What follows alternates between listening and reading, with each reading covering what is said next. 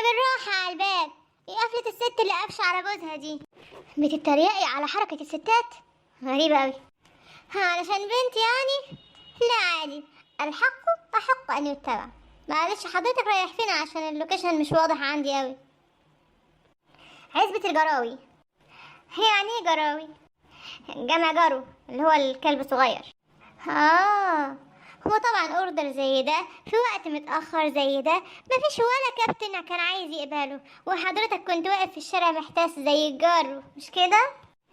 هو مش بالظبط كده، بس السواقين كانوا بيحطوا لي ارقام فلكيه، اللي عايز 270 واللي عايز 320، وفي وسط كل دول لقيتك انتي حاطه 80. قلت عليا ايه بصراحه؟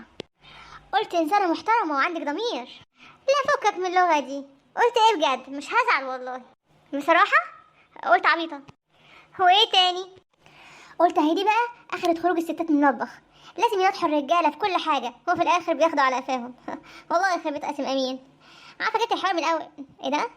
انتي وقفتي ليه؟ انزل. نعم؟ بقولك انزل يا ذكر وركب تستوستيرونك لحد عزبة الجراوة بتاعتك. طب ليه القلبة دي يا انسة؟ انت هتندميني على صراحتي يعني؟ لا انا اكبر من كده، انا بس حبيت اديك درس صغير. زي ما انت ندمت دلوقتي على صراحتك، انا كمان طول الوقت بندم على امانتي. على كده انت بتطلعي رحلات كتير في حتت متطرفة وبتاخدي سعر اقل؟ باخد حقي مش اكتر، اجرتي العادية، بس ما فيهاش حاجة يعني لما تطلبي مبلغ زيادة شوية في مشوار صعب زي ده.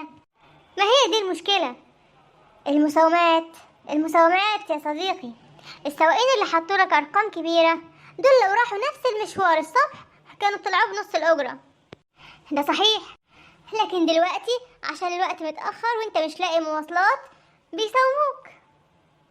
انا شايف ان كلمة مساومة دي كبيرة شوية على الموقف. الدبلة اللي في ايدك الشمال دي يعني متجوز ولا تطفيش معجبات؟ تطفيش معجبات؟ تطفيش معجبات ايه يا انسة؟ انت بتكلمي اسر ياسين؟ يبقى صلحي لمبة الصالون بلاش حرق الدم. تبقى متجوز. عمرك قلت لمراتك طول ما انت بتعاملي اهلي كويس انا هفضل عامل اهلك كويس؟ ده نظامي فعلا مع سميحة بالظبط. لا سيبك من علاقتك بمامتك دلوقتي، انا بكلمك عن مراتك. ما انا بتكلم عن مراتي. انت مراتك اسمها سميحة اصلا؟ ما علينا. عمرك قلت لمدام سميحة لو عملتيلي الاكل اللي بحبه هخرجك خروجة حلوة؟ كأنك عايشة معانا والله. حصل. ما هي دي مساومات يا استاذ، انك تعامل اهلها كويس ده فرض عليك، حق من حقوقها. انت ربطت بمعاملتها هي لاهلك، دي مساومة.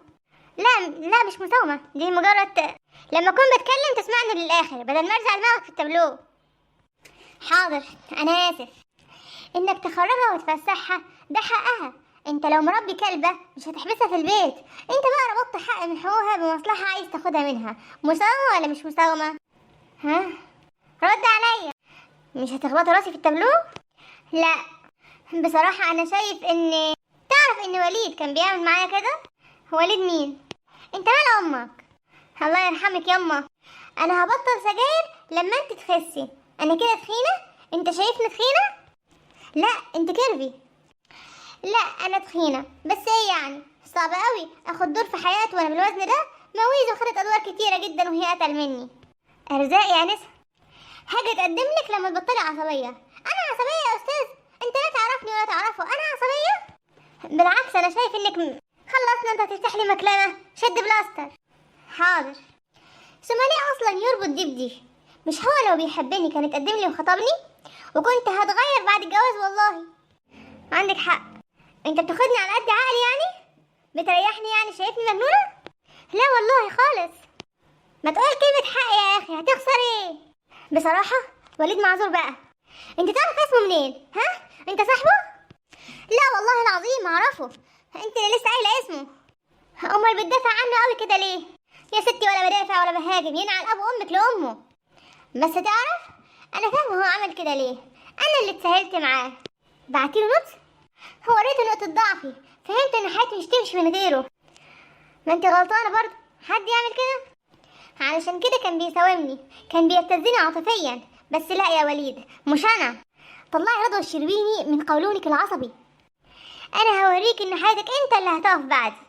هترتبطي بحد غيره وتفرسيه؟ لا دي اتهرست في 50 فيلم. امال هتعملي ايه؟ هنط بالعربية في النيل واموت وابقى شبح واطير عيشة اللي خلفوه. ودي اللي ما اتهرستش في افلام يعني؟ ده اسماعيل ياسين عملها من 60 سنة. مش مهم، المهم ان ده انسب حل. خلاص لو مقررة بقى حاولي تنزلي بكرة الصبح بدري عشان الكورنيش بيبقى زحمة. ايه اللي يخليني استنى لحد بكرة؟ ما خير البر عاجله.